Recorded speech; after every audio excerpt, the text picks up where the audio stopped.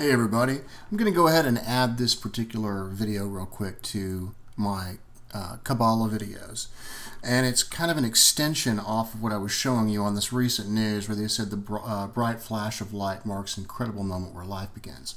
So I was showing you a couple of places in different texts how that was portrayed. One in the stanzas from Blavatsky's Secret Doctrine, which a lot of that stuff there is taken from the old ancient Hindu and understanding. If you listen to what she has to say, she knows all there is to know about Sanskrit, ancient Hindu religion. She knows all about that kind of stuff.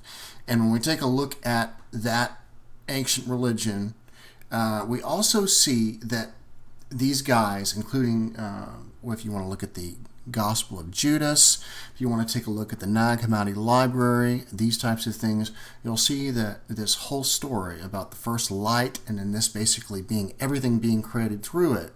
Well, I wanted to show you something else that also ties to this same thing, okay? So a lot of people, when they think of Christ, the first thing that pops into their head is Jesus, okay? But Jesus is the historical figure who became the Christ. And this is also, and when I say he became the Christ, he merged with it. His consciousness level reached a height where he merged with the Christ. But the Christ is a title. It was not his last name. There is a priest who talks about the cosmic Christ, who I can't think of off the top of my head, but I've got it in my video list. And the Christ is the first light. Now let's look at what the Colossians has to say here. Colossians 1:15. The Son, capital S, is the image of the invisible God, the firstborn over all creation. So if you think of this cosmically, it's speaking of that first point. And since we're thinking also fractally, it would be the first point or first light of any system coming into being. Now, right down here on the next one, if we look at this next translation, New Living Translation, we can see that the Son has been replaced with Christ. Christ is the visible image, something you can see, versus the invisible God, which is, if we take a look at the ancient Hindu texts, it says that mind began thinking on the various elements and became a spark of itself, a nebula in the vacuity of the yet unborn universe, I believe is how the phrase goes. And that is in the Yoga Vasistha that you will find.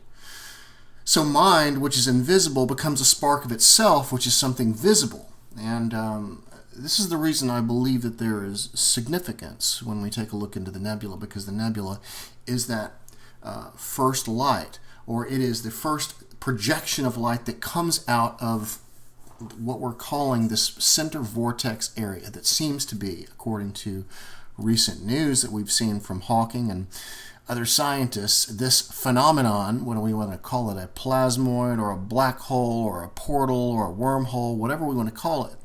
This vortex is what is being pointed to in these ancient texts, and it is the eye, or the very center of the nebula, the very first point in a chain of creation, whether it is the center of a galaxy or whether it is the center of a nebula that creates stars. It is that first point of the whole system. And so it says Christ is the visible image of the invisible God. He existed before anything was created and is supreme over all creation.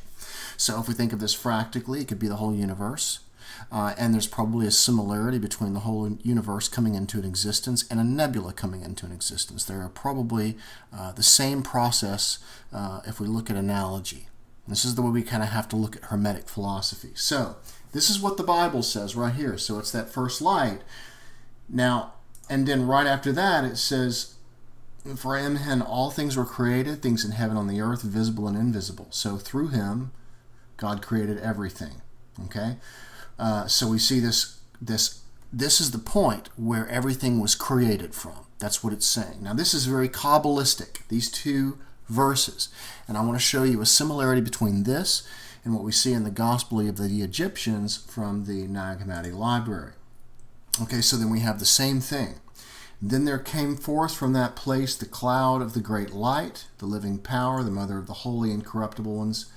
And some of the Gnosis stuff in here, it gets really into detail, naming all the various gods, which are really just extensions or fingers on the hand of one god, right? It's all, they are just dividing up with inside themselves. But and it says, for this one, Adamas is a light which radiated from the light. He is the eye of the light. For this is the first man. He through whom and to whom everything came into being. For this is the first man, he through whom and to whom everything came into being. For in him all things were created. Through him God created everything in the heavenly realms. For by him all things were created in heaven and earth.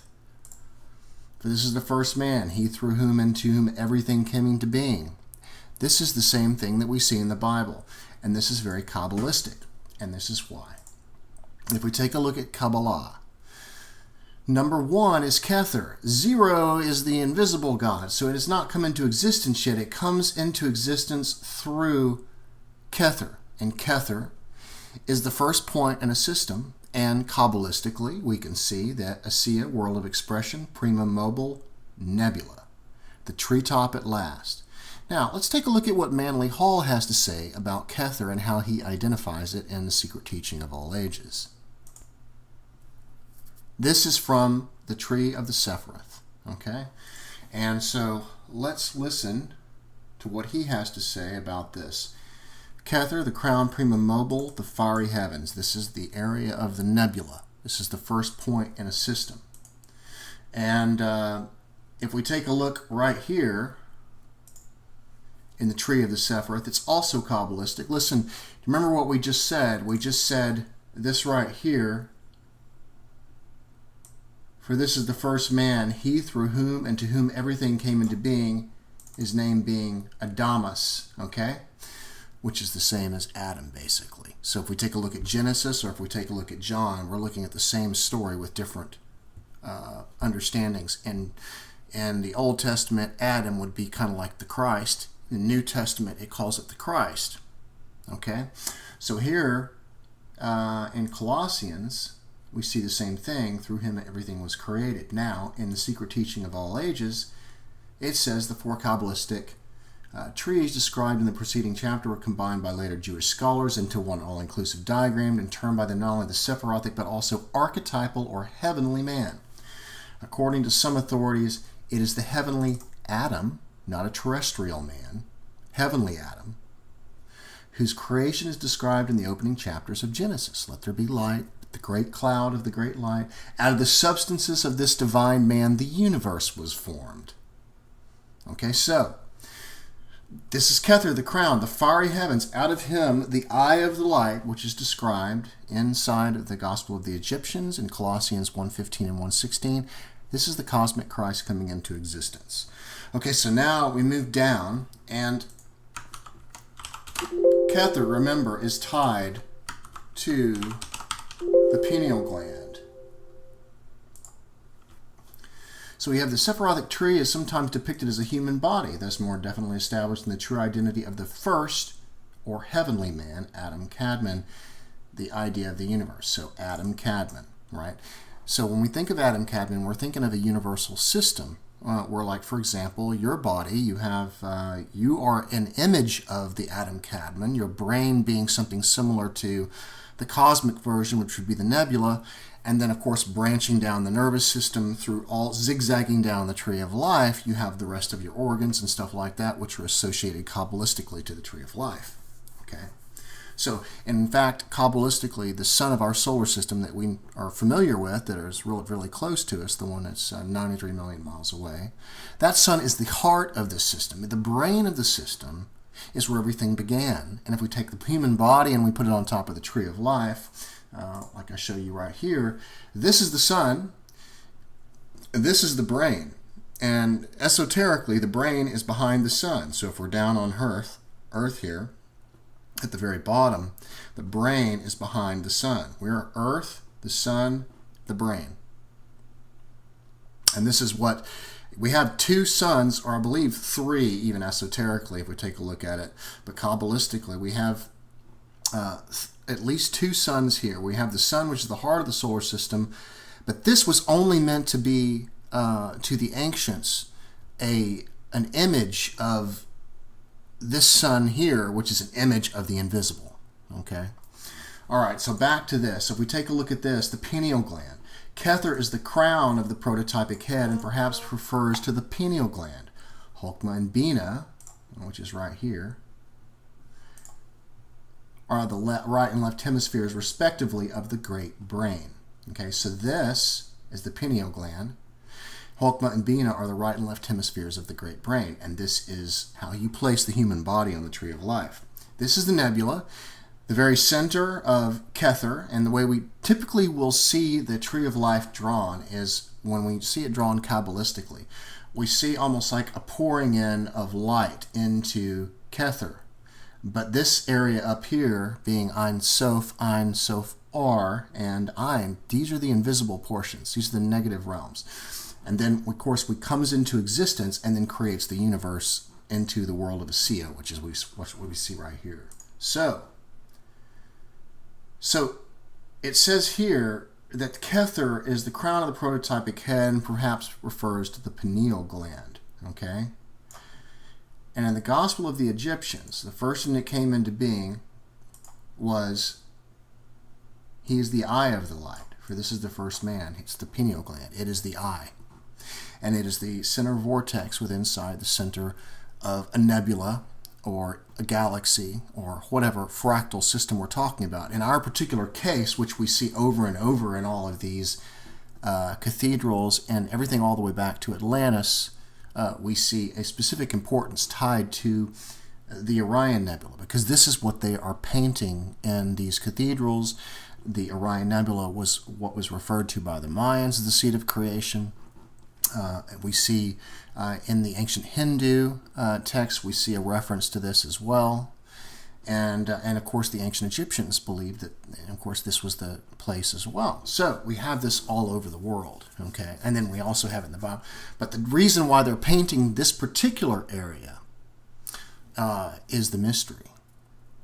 Because even though we're all human, we all have different fingerprints. And the fingerprint or signature of this particular location is what the ancients were interested in, and what we see these Gnostics or people who put these cathedrals together, what they were doing inside the church or inside these cathedrals. Very interesting. And these are probably going to be some topics I talk about with Timothy Hogan if I can get him on pretty soon. So anyways, I thought you guys would be interested in seeing that comparison between the Bible, the Gospel of the Egyptians, Nagam, and this is just one other place. I mean, there's many other places I can go and show this to you, and as time goes on, I may represent some of those things to you, trying to get it fresh in your head so you can see that what we're looking at are just the same story from different texts, whether it be the Nag Hammadi Library, whether it be the Bible, whether it be the Emerald Tablet, whether it be all these different things, are all telling the same story.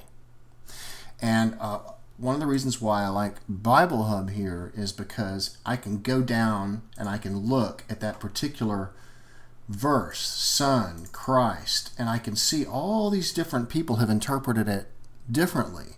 But I can get a good idea about what they are referring to, because if I only look at one of these, it doesn't give you, this does not give me anything. Who is the image of the invisible God, the firstborn over every creature. Now, creature does give you something, because that's almost hermetic, and it shows that that of every creature, including yourself, right, that the Christ is the first visible point. So this is Hermetic philosophy. This is something going into something a little bit deeper, which I won't go into this video. Anyways, thought you guys would be interested in hearing that. I will talk to you soon.